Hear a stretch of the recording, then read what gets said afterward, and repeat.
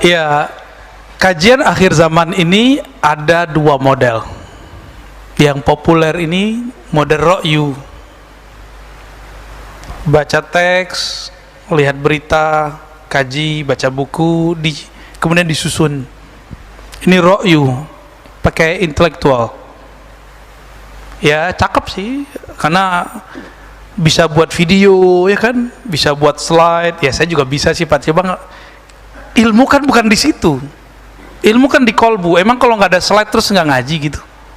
Ya, al ilmu fil sudur la fil hasub. Bahkan ilmu bukan di kitab. Di kitab ini cuma tulisan mengenai ilmu. Yang membacanya cuma orang yang punya keilmuan membaca coding-coding di dalamnya. Bapak baca buku yang sama dengan saya. Anggaplah bukunya Bapak bisa bahasa Arab, saya bisa bahasa Arab. Hasilnya beda. Tergantung scanningnya ini gimana, cara membacanya. Cara membaca itu yang mahal, metodologi. Ini yang disebut dalam keilmuan Islam madarikul ulum. Perolehan ilmu. Dengan cara apa? Kebanyakan empirik dan intelektual. Ini. Mana datanya? Ada di hadis.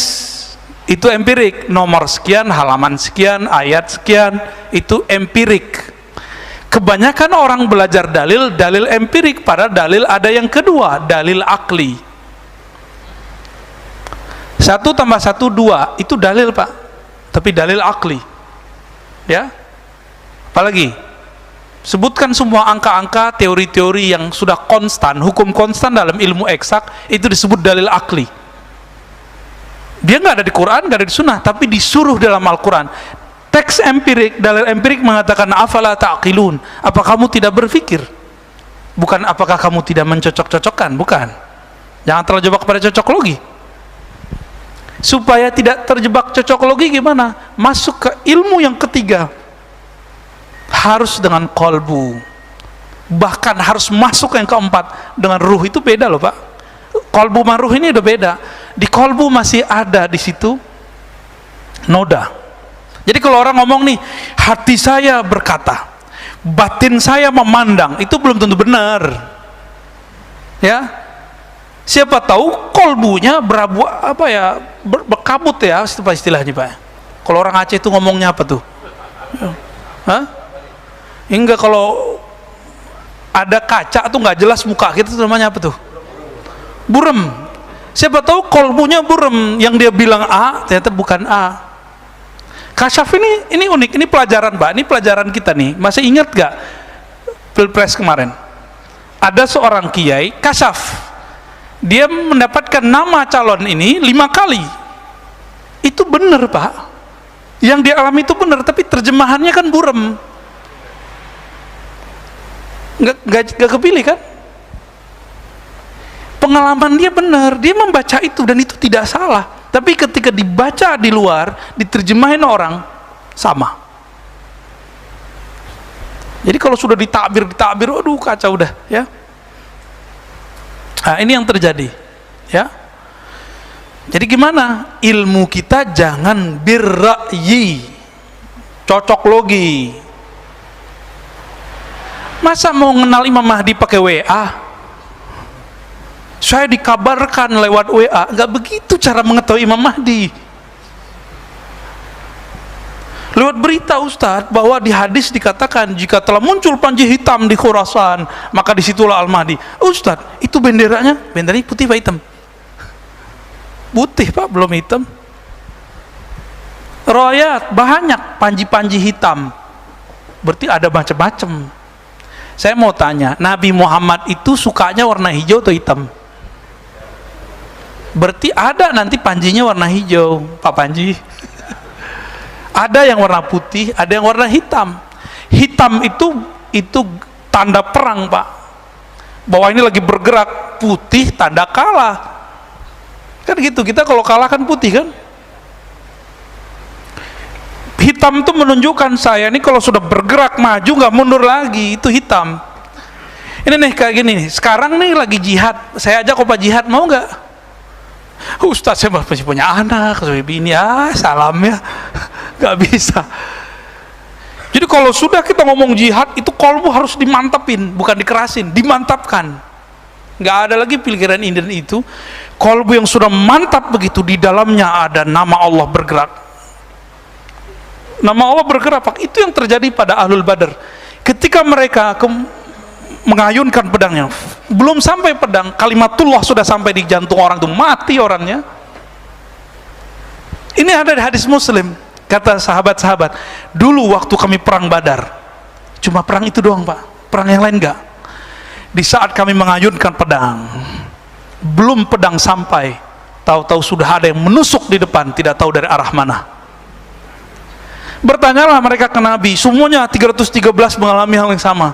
Apa kata Nabi? Jibril mengabarkanku bahwa Allah mengutus malaikat-malaikat untuk membersamai kalian. Lalu aku bertanya, itu malaikat apa saja? Jadi Nabi ini penasaran. Kata Jibril, sebagaimana 313 itu orang pilihan, maka yang ikut dari kalangan malaikat itu juga orang pilihan. Untuk merasakan getaran malaikat, pakai apa, Pak? Malaikat cocok logi pakai teks? Gak bisa. Cocok logi kalau pakai teori jadi ilmiah. Ilmiah belum tentu benar. Jadi kalau antum nih ngomong, ustadznya ini ilmiah, belum tentu benar. Tapi kan yang si Anu kan ngomong begitu, ini ilmiah pasti benar. Enggak. Karakter ilmiah itu bisa digugat kebenarannya. Ini yang kita pelajari dari semenjak kita masih belajar dari awal. Sepakat gak yang kuliah-kuliah? Karakter ilmiah bisa digugat kebenarannya. Kitab ini nyusun hadis, dia kan nyusun doang, Pak. Bisa jadi susunannya kebalik-balik. Contoh, ensiklopedia akhir zaman Dr. Mubayyad itu kan bagus, tapi dia naruh Mahdi sebelum Dajjal. Kan Dajjal duluan seharusnya, ya kan? Lalu dia punya asumsi-asumsi kayak tadi, kematian khalifah. Bagi dia bahwa di Ka'bah itulah ada perbendaharaan, tapi itu hadis pendapat lemah. Bagi dia itu Eufrat. Kayaknya nyambung. Berarti dalam dia membaca hadis masuk ro'yu. Ro'yu itu intelektual. Ini murni spiritual. Al-Mahdi yang di-guidance secara rohani, berarti ini spiritual. Mahdiyin, orang yang di-guidance secara spiritual, bukan yang cocok logi. Saya nandain itu aja, karena sekarang sudah mulai masuk ke dunia bisnis nih, kepanikan duit, kepanikan buat perumahan akhir zaman, buat bunker akhir zaman. Enggak, pergerakan akhir zaman enggak begitu, Pak. Nabi ketika dulu berjuang buat bunker enggak? Serius nih. Jadi kalau ada yang ngajak buat bunker akhir zaman, antum pastikan itu bukan golongan Al-Mahdiyin. Ya. Buat perumahan akhir zaman, bakal kita tinggal kok nanti. Pastikan itu bukan gerakan Mahdiyin. Mari kita sama-sama menunggu aja, pakai kolbu, pakai ruhani, kita sembari mencari dengan ilmu yang ada diberikan Allah, kita minta petunjuk. Kan ada jalur pintas kepada Allah. Salat hajat, salat istikharah, ya, munajat sepertiga malam terakhir. Itu jalan tol kepada Allah, Pak. Jangan ditinggal itu, ya. Insya Allah kalau kolbu sudah connect, nanti tidak lagi handphone, tidak lagi apa-apa. Orang-orang dengan kolbunya bicara, ayo kita ketemu di titik mana, kita berangkat ke Mekah. Terus berangkatnya pakai apa, Pak? Ini yang dikatakan tadi di hadis, sebelum akhir zaman terjadi, akan terjadi binatang berbicara kepada manusia. Itu baru contoh.